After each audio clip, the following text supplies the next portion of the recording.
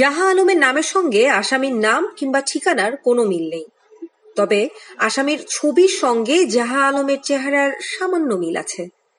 আসামির ছবির সঙ্গে চেহারার মিল থাকাটাই জাহা আলমের জীবনের সবচেয়ে বড় কাল হয়ে দাঁড়িয়েছে। আসল আসামিকে খুঁজে বের না করে নিরীহ জাহা আলমকে 18.5 কোটি টাকা আত্মসাৎ মামলার আসামি করে দুর্নীতি দমন কমিশন দুদক। জাহা আলম গ্রেপ্তার হয়ে জেল খাটার 3 বছর পর দুদক এখন বলছে জাহা আলম নিরপরাধ প্রমাণিত হয়েছেন। অথচ গ্রেপ্তার হওয়ার আগ থেকেই জাহা আলম বলে আসছেন তিনি জাহা আলম, টাকা আত্মসাতে তিনি নেই। কিন্তু কেউ শোনেনি দরিদ্র শ্রমিক জাহা আলমের আরতি। আজও আছেন কারাগারে, দিন কাটছে 4 দেওয়ালের মাঝে। 22 জন ব্যাংক কর্মকর্তা, তারা বড় ধরনের অফিসার, সোনালী ব্যাংক, ব্র্যাক ব্যাংক, আর দুদকের ছিল 22 জন। এর মধ্যে ছিল মহিলা পুরুষ মিলিয়ে জিজ্ঞাসাবাদ করলো। তো হঠাৎ করে একজন মনি ম্যাডাম, উনি আমার বললো ব্যাংকের লোককে যে আপনি যে বলেন যে এই লোক আবু সালেক, কিন্তু সে তো সাইনই করতে পারে না। তো এইভাবে আমার বাইরে ফাঁসিয়ে দিয়ে আজকে 3টা বছর ধরে আমার ভাই জেলে। আমি এর কাছে, রাষ্ট্রের কাছে বিচার চাই।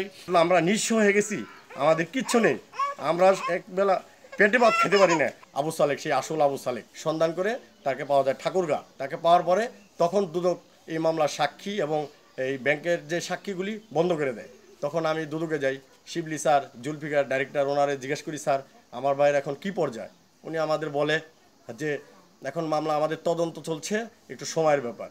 কারণ যেহেতু আবু সালেকের বাড়ি ঠাকুরগাঁ, আমাদের টিম চলে গেছে, আপনি ধৈর্য ধরেন, আমরা তদন্ত রিপোর্টটা করে পুনরায় পাঠাই দিব, তারপরে সে এই মামলার থেকে হবে। আসলে এই ছেলেটা খুবই সরল সহজ, এবং ছেলের নামে আমরা আগে বিগত দিনে কোনো কিছু বিচার সালিশও করি নাই এবং কোনো রিপোর্টও পাই নাই।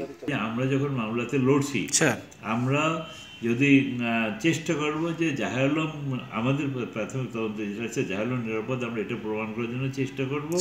এবং জাহা আলমের যে আর্থিক এবং সামাজিক ক্ষতি যেটা হয়েছে, এই ক্ষতিপূরণ যাতে হয় সেটার জন্য আমরা আমাদের পক্ষ থেকেও চেষ্টা চালাবো। আবার আমি সরকারের কাছেও আবেদন করি যে আমার ছেলে বিনা দোষে বিনন্দিত জেল খাটলো। আমি এই জন্য আপনার কাছে আবেদন করি, আমার ছেলের জন্য আমি পঙ্গু হয়ে গেছি, আমার দেহ কিছু নাই, আমি দেহটা শেষ করে লাইছি, আমার দেহটা শেষ, আমি দেহটার